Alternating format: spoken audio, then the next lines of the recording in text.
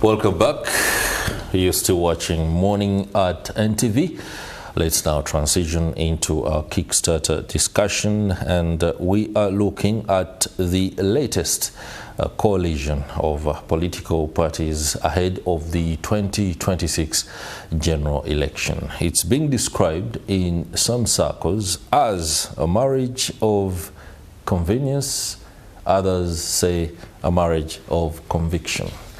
Whatever it is, we have to find out and ask the right questions in order to get to the bottom of what unity can do for the opposition in the greater goal of dislodging the national resistance movement.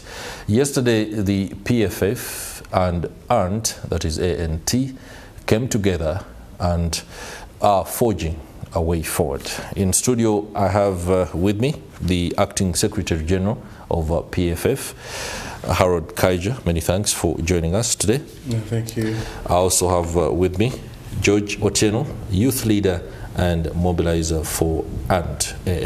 Many thanks for joining us. Thank you. Mr. Kaija, you've been on Morning at NTV before. George Otieno, you might have been, but not with me. Sure. Yeah. Let me start with you for courtesy purposes. This marriage, political marriage, there are some who have described it as a marriage of convenience. Yes. I know and believe you would want to call it a marriage of conviction. Take us through why ANT is on board, especially in as far as this latest political vehicle is concerned. Yes, thank you so much, Chris. Good morning to our beloved viewers at NTV today. Just like I've been introduced, my name is George Victor Otieno. I'm a youth leader and mobilizer with Alliance for National Transformation.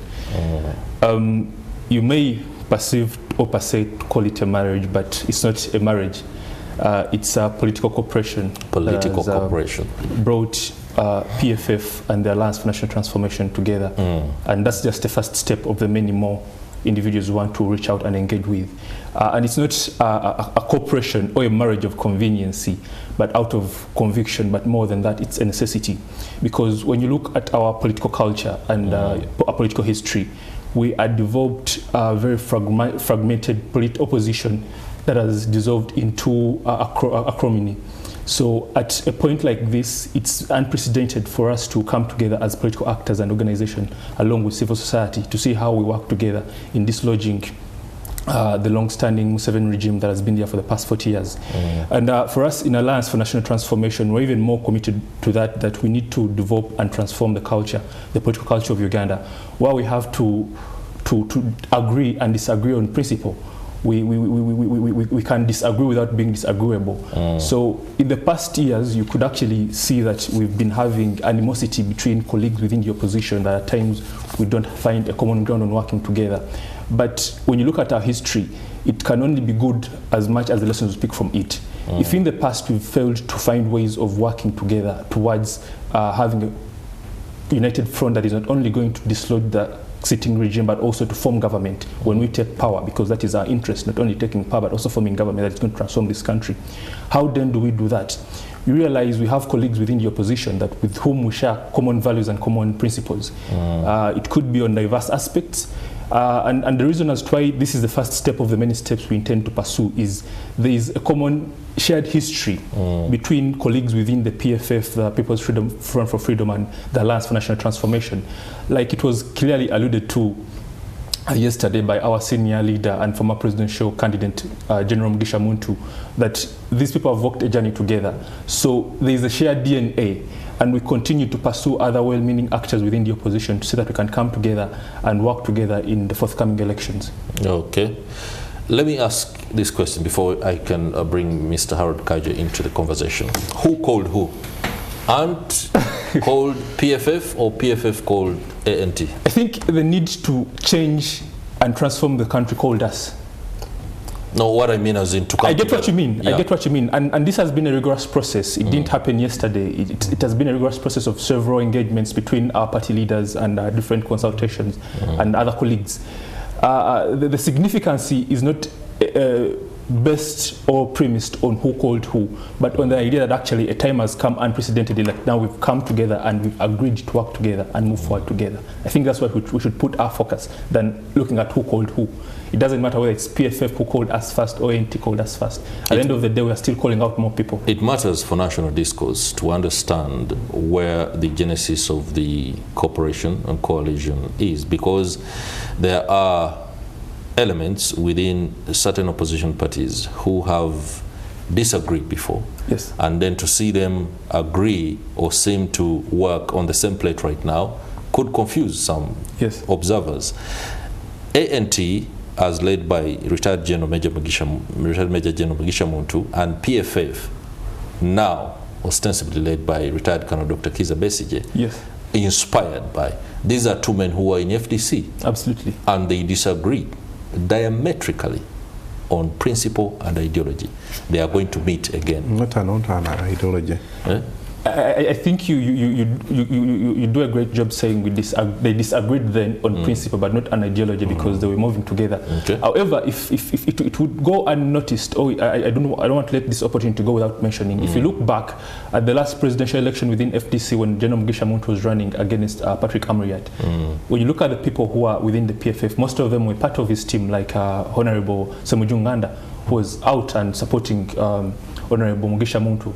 And even when the time came to depart on the idea of principle, he stayed in the FDC. So the idea of who called who stems from the fact that there's a shared DNA on ideology, like the General Secretary of PFF has said. On principle, we have to come and agree. We could disagree on 3 principles, but perhaps could have other 4 principles that we agree on, and then how do we harmonize and work on those principles and see how we can move together. All right, thank you very much. Harold Kaija, take it on. I know there's a lot. You can talk about this particular coalition, this particular cooperation. I mean, coming together can take on any name, depending on what you want to put forward, but also what people perceive. So I don't want to call it a coalition. I don't want to call it a general purpose vehicle. There's a gentleman who described you opposition parties as that. Please explain to us what this is, what you intend to achieve, and what are the modalities of this MOU. I want to thank my young brother Tino, for his submission. Again, I want to greet the people of Uganda, our supporters, those who believe in what we espouse, and especially I have people from Nansan who say that I never speak about them yet. I am their next MP. I'm happy about what happened yesterday. It is something that has been on the radar. I even must say that's about 4 years, or even so. Even from the point when our colleagues in the NT left the FDC, people started talking. Leaders started talking informally, having tea, visiting each other. Actually, I must say that I never stopped calling Honorable Asumama, Honorable Winnie Kiza, those I call them Mama, my Muzei Kasano Wadri, for General, call him General. So, but there has always been that kind of engagement, small meetings of two. Eventually became 3, eventually became, now eventually, we kind of started getting a structure, saying, no guys, no, bring 3, I bring 3. Then they started talking. Even when you see the activities that would go and join with NOP. You saw when we went to Kafule, when they're opening their offices, it was part of this. It's only that no journalists saw it. They thought we were just, seeing a part at a colleague's place, and then we went there. So we've been doing that kind of work. So then we say that in politics, when you don't put something on paper, nobody takes you seriously.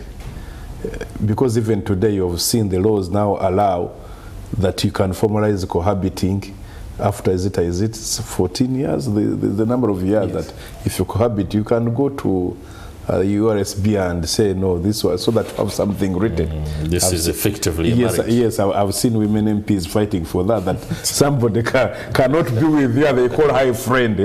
You have 4 kids, they are bigger, they are called friends. So that is what we wanted to make sure that Uganda know what we are doing. They would say, well, and I have not seen our team, if you realized, clashing with Ant anywhere, or even the TV platforms. Yes. If you could realize, we said, no, I agree with it. You know, when you hear the I agree, then you know those guys have something that you're not seeing. That is what we've actually been doing. So we said, no. We also, as I've told you, been speaking to NOP, we've been speaking to some people in the civil society to see how we can bridge and work together. There is a history in this country that no single political party since independence has gone alone to take power. You saw UPC, they had to get KY to merge and have a coalition that gave them the independence government.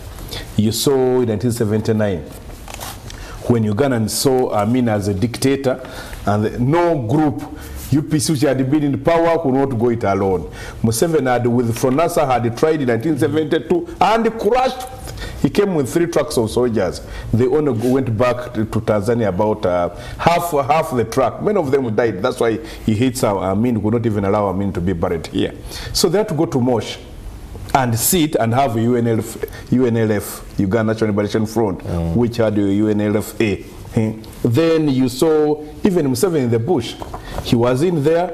This man who could not even pick his nomination forms. Who was that guy who had to remain in the car? And the forms are brought to the car. Who could even hardly speak. Who was in West Nile something bank. There was our own Kaida. There were about 10 groups. It's only that when he's writing history, he doesn't want to actually to appreciate that. Those groups with the guns came and took part. So he tells of our history that Uganda is too big to deal with it alone, and no institution has the capacity to mobilize both the money and the human resource to go it alone. You would be a liar. Allow me hold you in your tracks there. I love the perspective and the history that you paint for us in a bid to fully understand this. But do you want us to believe that you've come to that realization in the run-up to the 2026 general election? Coming together for opposition political parties is not unprecedented. We've seen this happening right from 1996. We've had TDA coming in. I do not know what is different this time round. And that is where we should focus. What is different in your coalition? One thing is, we don't want you to believe. You'll see it. You see, wanting you to believe is convincing. When, as Honorable Samuel said yesterday, when you see people married, don't ask what is coming next. But you see, as I have told you, we've been here long. And I was giving you the perspective of our history. We know the successes. Now I've been giving you successful what? Alliances. Because there has been that talk. Alliances don't work in this country. They have achieved those have achieved their main purpose of getting power. But now, after seeing yes, what happens when they get power? Our alliance, our cooperation with ANT is bigger than just taking power. It's a mindset issue. General Muntu talked about what has been really discussed, that, you know, Ugandans have lost confidence. Ugandans have lost value, dignity. He called it dignity. If I am going to Nansana, that I should first go to the bank, go and change money into new 2,000 notes and spread the money. Instead of go read books, do research, come to the NTV library, get a few info, and then say, yes, these are the issues I must address. That must come back to the table. That somebody is elected to leadership because of the values that they stand for. because of the ideology. But today you are elected to office because you know you have guns, you have a gang of ghetto young men and women who have been put in a situation of poverty, not taken to school, and then now they are manipulated. That must stop. So we are actually building a new fiber that must drive this new kind of politics that must drive this country. That's why we are selective of the kind of people you would see, the kind of leaders that we have. These are seasoned politicians. These are people who have a very good track record. That's very important. Today in Uganda, when you're called a politician, even here people, for me I'm not a politician, but it's in politics, because there's that brand that has been branded on the politician, that a politician is a thief, a politician is a liar, a politician is a manipulator. You know, those three are what you know. For me, I'm a leader. What is a leader? A politician is a leader. Leadership in is a way, politics. what you're saying is that you have done an internal vetting process, and you know who you want to work with and who you don't want to work with. That means PFF and the Alliance for National Transformation has either said, UPC, we don't want to work with you. Democratic Front, we don't want to work with you. Nope, I think an invitation was sent out, if the words of Ms. Alaso are anything to go by. But this message hasn't permitted through the NOOP executives, if again Alex Waisom from Bureau's words are anything to go by. But he says, these coalitions, you can enter them anytime. So when they get to know that, why are you selective? No, actually, no, I must finish up that. Don't kill that. No, you see, you first of all, you must define yourself to deal with others, who you are. To cooperate, what is cooperation? Is like what you call the marriage of convenience. Because people are putting pressure on you, get married. You're big enough, get married, and then you just find a girl in the club, come and say, Mzee, I brought a woman. No, you must have a criteria. These are the standards of the woman I want. So we have done that. We're not just being saying we have done that, so that we have a team that is believable, that is trusted. We do not want a change for the sake of change. We want real change, change that is transformative. That is what we want. Actually, I think you should speak to the Secretary General of NOOP. You should speak to the party president of NOOP. You should speak to Honorable Joro Sanyonyi. They will tell you. We've spoken to them a number of times. That's why Honorable also saying You've that, spoken to them informally. It was not by mistake. No, we even informed them that guys, we are at this level. Tomorrow, we're even having a signing of our cooperation. That means we've been speaking together. And when you find us having another cooperation agreement with NOOP, don't be shocked, because you've been seeing us having joint projects. Remember the planting of the demonstration against bad roads. You remember the prayers of Dr. Besigye. All of those have been results. All I see is the employ and rollout of different tactics and strategy and tools in this whole political endeavor. As you submit on that selective rollout of who you're going to work with, I also want to understand what is playing out. And this one is a very, I would call it a naive question. I love football. And what I see is you guys are on some sort of Champions League method where PFF, ANT, Democratic Front, PDP, and et al. Under the Democratic Alliance.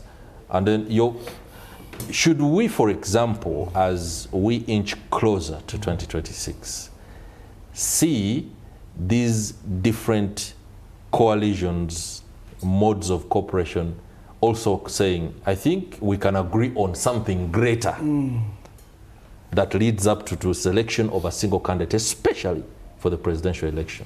Yes. Is that possible? All right, let me get to that.